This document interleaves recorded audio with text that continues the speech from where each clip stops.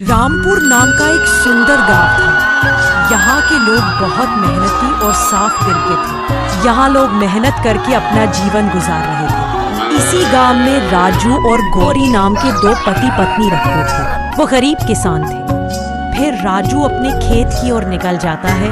राजू खेत में अपना काम शांति से कर रहा होता है, लेकिन तभी वहाँ पर रघु सेठ आता है और राजू को कहता है, अरे ओ राजू के बच्चे, तुझे 2 महीने हो गए लेकिन अब तक तूने मेरा 1 रुपया उधार तक नहीं चुकाया है। अगर इस बार तेरी फसल अच्छी नहीं हुई तो तेरा सारा खेत मेरा। मालिक, बस मुझे एक मौका दो। इस बार जैसे ही फसल अच्छी हुई और पैसे आएंगे तो आपकी मैं पाए पाए चुका दूंगा। आपको मैं निराश नहीं करूंगा। मालिक, बस मुझे एक मौका दो।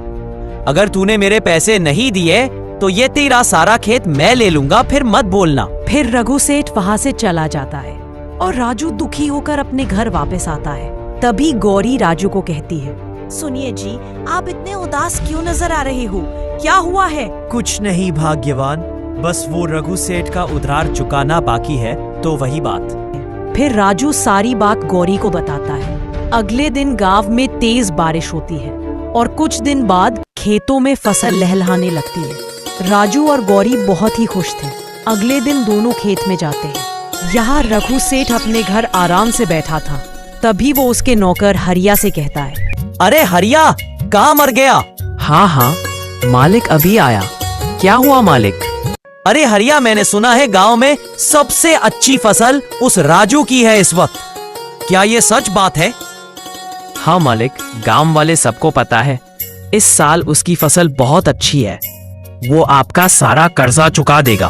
एक दिन राजू गौरी के साथ घर में था। तभी हरिया वहाँ पर आता है और कहता है, सुनो राजू, तुम्हें मालिक ने अभी के अभी घर पे बुलाया है, चल जल्दी। राजू गौरी को कहता है, सुनो भाग्यवान, मुझे पैसे दे दो। उधार चुकाने के लिए मुझे मालिक के घर जाना है। मैं थोड़ी देर में मालिक के घर होकर आता हूँ। फिर राजू रघु सेठ के सारे पैसे चुका देता है और फिर घर आता है।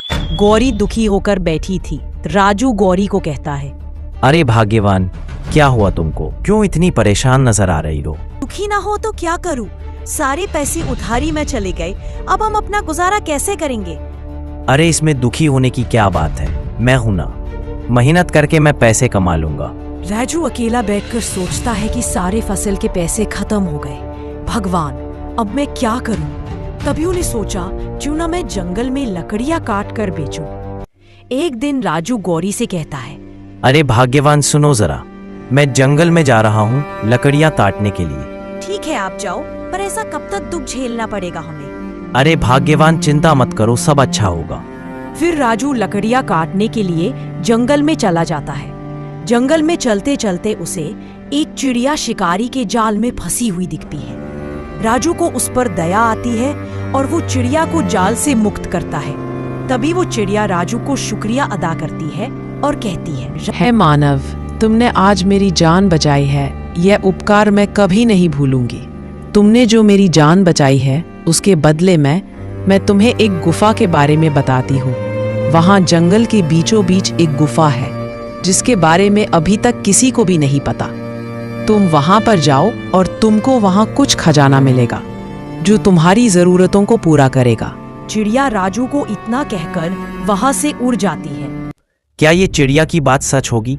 यदि ऐसा है तो मुझे गुफा के अंदर वहाँ पर जाकर जरूर देखना चाहिए। राजू सोचने लगता है। राजू गुफा की ओर रवाना होता है। बहुत देर चलने के बाद उसे गुफा नजर आती है। वह उसके अंदर जाता है। तभी वो खजाना देखता है। राजू की आंखें फटी की फटी रह जाती है। वहाँ खजाने को लेकर घर आता है। इस तरह उसकी पैसे की कमी उनके जीवन में पूरी हो जाती है।